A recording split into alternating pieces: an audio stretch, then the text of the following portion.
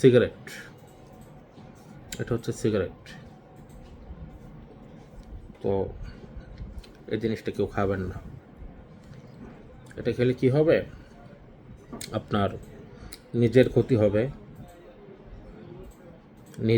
হবে, টাকা অপচয় হবে, আপনার স্বাস্থ্য খারাপ হবে, নানান অসুখ বিসুখ হবে।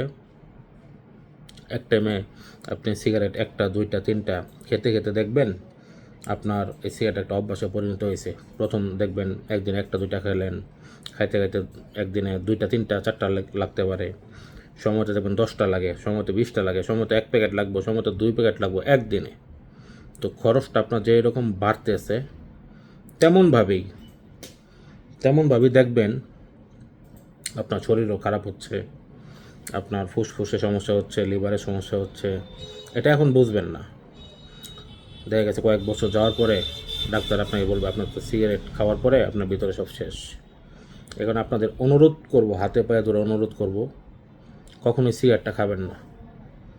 আপনারা সিগারেট থেকে বিরত থাকুন। এটাতে কতটুকু ক্ষতিকর এটা এখন বুঝবেন না, পরে বুঝবেন। আপনার টাকাও যেমন লস হচ্ছে, আপনি একটা নেশা হয়ে যাবে সিগারেটটা, পাশাপাশি আপনার অনেক ক্ষতি হবে। তো গুরুত্বপূর্ণ একটি কথা, যদি ভালো লাগে শেয়ার করবেন। ধন্যবাদ।